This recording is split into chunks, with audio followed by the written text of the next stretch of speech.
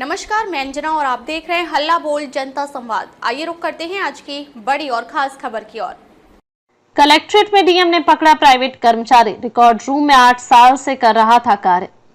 Collectorate हो या फिर तहसील सदर सहित अन्य तहसीलें, एडीएम और सभी एसडीएम ने डीएम के आदेश को दरकिनार कर दिया है। 2 सप्ताह पूर्व हिदायत भी भूल गए। प्रशासनिक अधिकारियों की लचर कार्यशैली के चलते निजी कर्मचारी कार्य कर रहे हैं। शुक्रवार को डीएम अरविंद मल्लप्पा बंगारी ने कलेक्ट्रेट स्थित रिकॉर्ड रूम में एक निजी कर्मचारी को रंगे हाथ पकड़ लिया। दस्तावेज के साथ पकड़े गए कर्मचारी को पुलिस के हवाले कर दिया।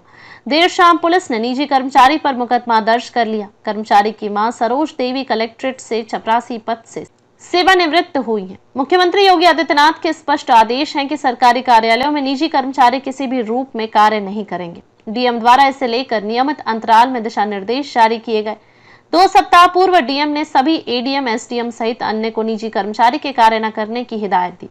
औचक निरीक्षण की बात कही। शुक्रवार दोपहर डीएम कलेक्ट्रेट सभागार में बैठक कर रहे थे। इसी बीच एक अधिवक्ता ने 50 मीटर की दूरी पर स्थित रिकॉर्ड रूम में निजी कर्मचारी शनि कश्यप के कार्य करने की शिकायत की। डीएम ने औचक निरीक्षण किया तो पोल खुलकर सामने आ गई।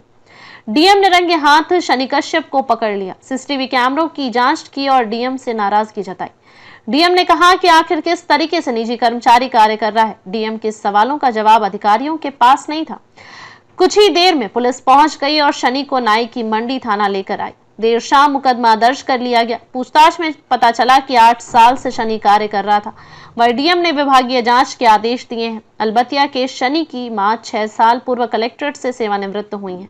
वह चपरासी पद पर कार्यरत थी। सवाल ये है कि रिकॉर्ड रूम में गोपनीय दस्तावेज होते हैं। ऐसी जगह पर निजी कर्मचारी का कार्य करना सुरक्षा के लिए खतरा है। कलेक्ट्रेट सभागार के ठीक सामने स्थित रिकॉर्ड रूम में 15 दिन पूर्व 8 निजी कर्मचारी कार्यरत थे। डीएम की हिदायत के बाद कर्मचारियों को हटा दिया गया था। शुक्रवार को शनि कश्यप को एक फाइल खोजने के लिए बुलाया गया था। रिकॉर्ड रूम के प्रभारी अधिकारी एडीएम न्यायिक धीरेन्द्र कुमार हैं। रिकॉर्ड रूम प्रभारी उमेश सक्सेना है। पटवारी फंड का कार्य राजेंद्र सिंह देख रहे हैं। डीएम अरविंद मल्लप्पा बंगारी का कहना है कि रिकॉर्ड रूम में निजी कर्मचारी शनि को पकड़ा गया है। आखिर किसके आदेश पर वह कार्य कर रहा था, इसकी जांच कराई जा रही है। जांच के बाद कार्रवाई होगी।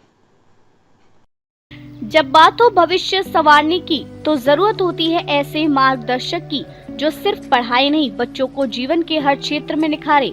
धौलपुर की उत्कृष्ट शिक्षण संस्था आदर्श शिक्षा समिति के तहत आदर्श विद्या मंदिर उच्च माध्यमिक विद्यालय, AVM convent school 10+2, CBSE kids international, AVM kids world play school, VK Tyagi शिक्षण प्रशिक्षण महाविद्यालय, बीएड और डीएलएड जैसे शिक्षण संस्थान संचालित हो रहे हैं, जिसमें छात्रों को शैक्षिक उन्नयन के साथ साथ शारीरिक व मानसिक विकास पर बल दिया जाता है। इस समर्पित यात्रा के सूत्रधार हैं आदर्श शिक्षा समिति के निदेशक वीरेंद्र कुमार त्यागी, जिनका दूरदर्शिता और नेतृत्व ने शिक्षा को एक नया आयाम दिया है। यहाँ है गुणवत्तापूर्ण शिक्षा, सुसज्जित लैब्स, समृद्ध लाइब्रेरी, शानदार क्लासरूम, आधुनिक तकनीक, मजबूत इंफ्रास्ट्रक्चर, अनुशासित व हरियाली युक्त वातावरण, योगा, संगीत, नृत्य, बैंड प्रैक्टिस, जूडो, कराटे और स्केटिंग क्लासेस, खेल मैदान। बच्चे न केवल तालीम सीख रहे हैं बल्कि खेल, कला और विज्ञान के क्षेत्र में अपना झंडा बुलंद कर रहे हैं।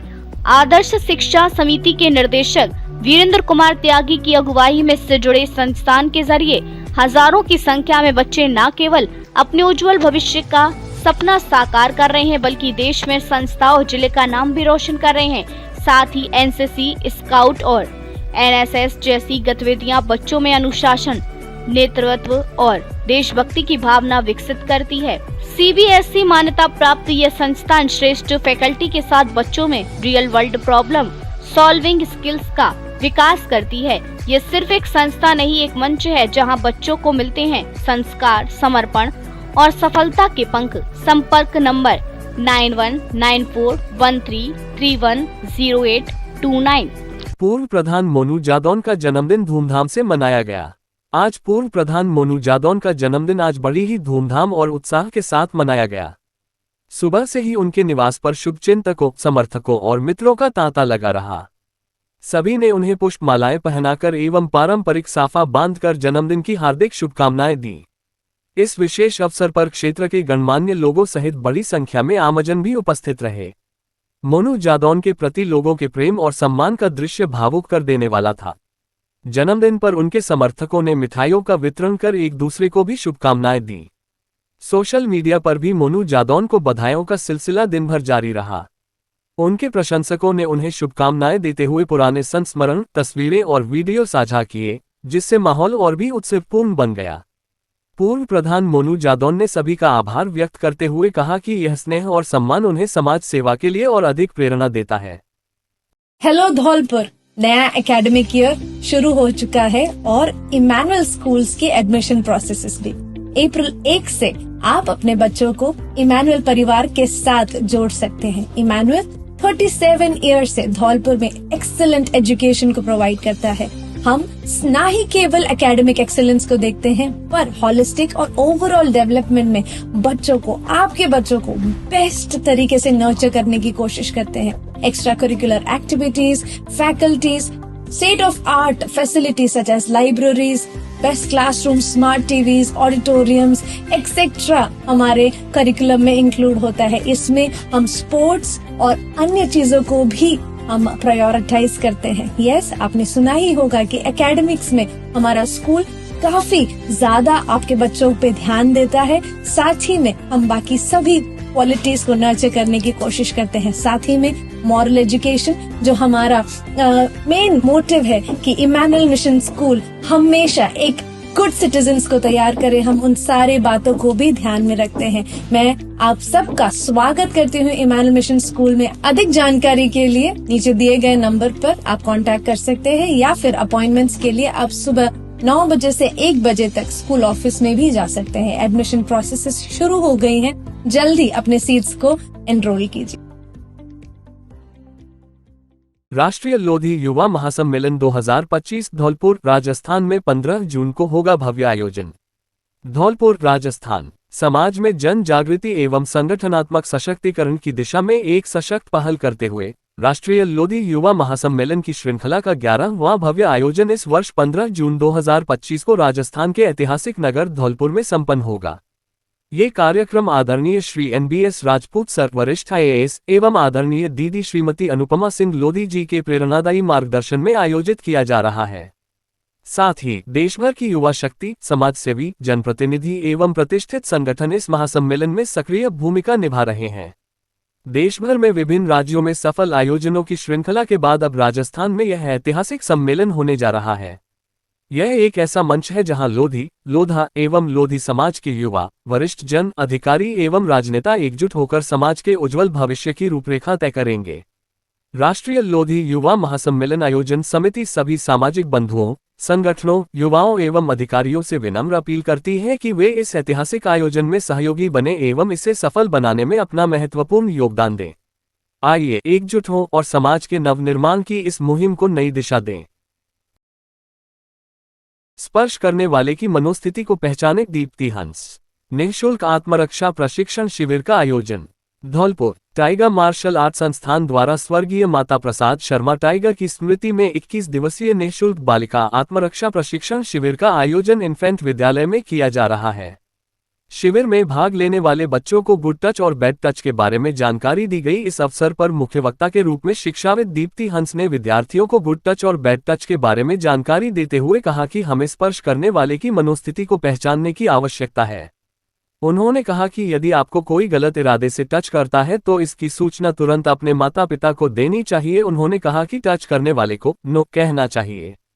उन्होंने बताया कि गुड टच वह होता है जिसमें प्रेम और अपनेपन की अनुभूति होती है, जबकि बैड टच गलत इरादे से किया जाता है, इसलिए बैड टच का विरोध करना चाहिए। इस अवसर पर उन्होंने बच्चों से कहा कि वह मोबाइल से दूरी बनाएं और फास्ट फूड का त्याग करें। इस अवसर पर टाइगर मार्शल आर्ट संस्थान के सचिव विक्रांत मुदगल ने मुख्य वक्ता का स्वागत किया। समारोह में टाइगर मार्शल आर्ट संस्थान के कोषाध्यक्ष देवी सिंह लोधा, रंजीत दिवाकर, नीलम बघेल, रिदम हंस व भावना कश्यप मुख्य रूप से उपस्थित थे। धौलपुर शहर के पुराने जनाना अस्पताल में हवाई हमले का हुआ मॉक ड्रिल। अस्पताल की बिल्डिंग में रुक रुक कर हो रहे विस्फोट, सायरन बजने के बाद सभी प्रशासनिक अधिकारी, पुलिस, एम्बुलेंस, मेडिकल टीम मौके पर, सिविल डिफेंस और पुलिस के जवानों द्वारा हमले में घायल हुए लोगों को निकाला बाहर। घायलों को उपचार के लिए एम्बुलेंस लेकर जा रही जिला चिकित्सालय जिला collector Shrinidhi BT, ASP Manoj Sharma, SDM Sadhana Sharma और तहसीलदार अलका श्रीवास्तव सहित भारी पुलिस जाब्ता मौके पर मौजूद।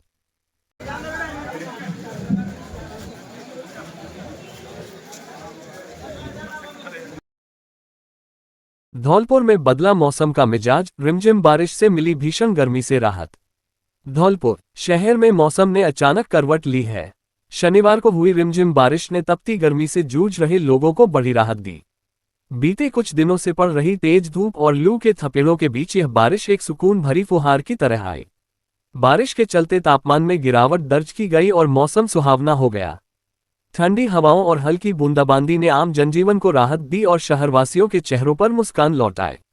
मौसम विभाग के अनुसार आगामी कुछ दिनों में भी हल्की बारिश और बादलों की आवाजाही बनी रह सकती है, जिससे तापमान में और गिरावट की संभावना है। सरमथुरा में बिजली चोरी रोकने की कवायद शुरू, डिस्कॉम ने अभियान चलाकर 50 केस बना 10 लाख रुपये लगाया जुर्माना। डिस्कॉम एएनपीएस जादौन के नेतृत्व में की गई कार्रवाई।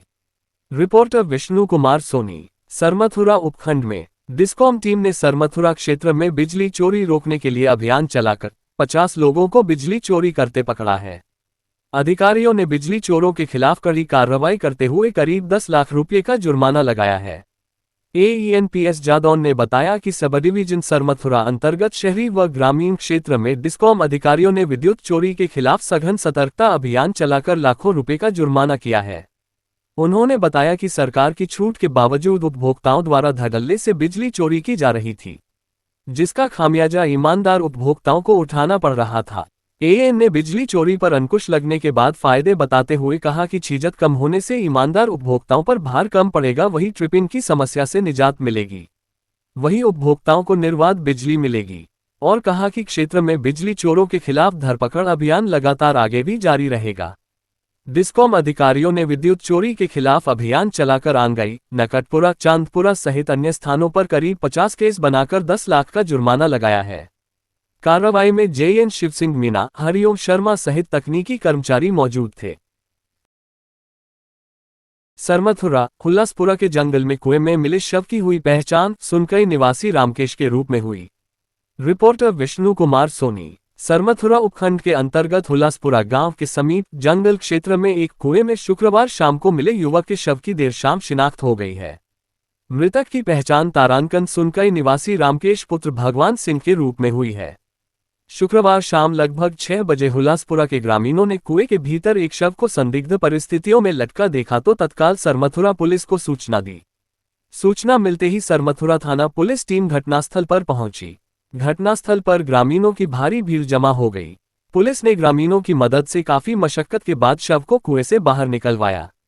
शुरुआती तौर पर शव की पहचान नहीं हो पाई थी, जिससे पुलिस के लिए यह एक चुनौती बन गई थी। पुलिस ने तत्काल मृतक की शिनाख्त के प्रयास शुरू किए। पुलिस द्वारा की गई गहन पड़ताल और परिजनों से मिली जानकारी के बाद मृतक की पहचान रामकेश पुत्र भगवान सिंह निवासी सुनकई के रूप में हुई। सरमथुरा पुलिस ने मृतक रामकेश के शव को कब्जे में लेकर पोस्टमार्टम के लिए भेज दिया है। पुलिस अब इस मामले की गहनता से जांच कर रही है कि रामकेश की मौत के पीछे क्या कारण है, यह आत्महत्या है, हत्या है या कोई अन्य दुर्घटना। पुलिस सभी पहलुओं पर गौर कर रही है और परिजनों से भी पूछताछ की जा रही है ताकि मौत के वास्तविक कारणों का पता चल सके। धौलपुर मेडिकल कॉलेज परिसर के बाहर अतिक्रमण हटाने की बड़ी कार्रवाई, गरीब ठेलेवालों पर चला बुलडोजर। धौलपुर नगर परिषद धौलपुर ने शुक्रवार को अतिक्रमण के खिलाफ बड़ी कार्रवाई करते हुए मेडिकल कॉलेज एवं जिला चिकित्सालय के सामने लगाए गए अस्थायी ठेलों और दुकानों को हटाया। इस दौरान परिषद की जेसीबी मशीनों ने गरीब ठेलेवालों की दुकानों, टीन शेड और लकड़ी के ढांचों को तोड़ दिया, जिससे वहां दुकान लगाकर रोजी रोटी कमाने वाले लोग बेरोजगार हो गए। बुलडोजर की इस कार्रवाई से प्रभावित लोग काफी परेशान नजर आए। उनका कहना है कि वर्षों से वे यहां ठेला लगाकर अपने परिवार का गुजारा कर रहे थे, लेकिन बिना वैकल्पिक व्यवस्था के उन्हें हटाकर उनका रोजगार छीन लिया गया है। नगर परिषद द्वारा ये कार्रवाई बाड़ी रोड स्थित जिला अस्पताल के सामने की गई, जहां पर लंबे समय से अस्थायी ठेले और दुकानें लगी हुई थीं।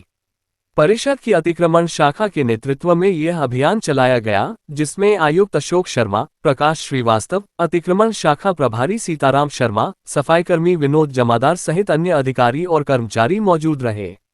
नगर परिषद ने संकेत दिए हैं कि आने वाले दिनों में भी अतिक्रमण के खिलाफ ऐसी ही सख्त कार्रवाई जारी रहेगी। आपका क्या नाम है? सुभाष भैया। हाँ, क्या दिक्कत आ रही है आपको, बताइए कुछ। भैया जी हमारे रोड पे ठेला लग रहा है, वहाँ पे हमारा रोड से उधर की साइड में। कौन सी जगह? रोड के इधर की साइड के सामने। कहाँ पे? हॉस्पिटल है नहीं सरकारी, उसके सामने लग रही रोड से इधर पार मेडिकल कॉलेज। उसके सामने लग रहा है ठेला केवल हमारा। वो भी धमकी दे के गया, ठेला पंट देंगे तुम्हारा, यहाँ पे लगेगा तुम्हारा। बताओ हम क्या करें, गरीब लोग हैं। हमारा ठेला हटा दिया है, पंट नहीं कह रहे हैं। हम पे कैसे बच्चों को पाले, बताओ भैया जी। आए दिन तो रोज धमकी दे रहे हैं, ठेला को पंट देंगे तुम्हारे को। कल जेसीबी आई थी, सब तोड़ दिए थे, ठेला फेला सब भगा दिए वहाँ से भैया जी। ठेला पालन कर रहे हैं, कैसे गुजारा करें हम, गरीब आदमी।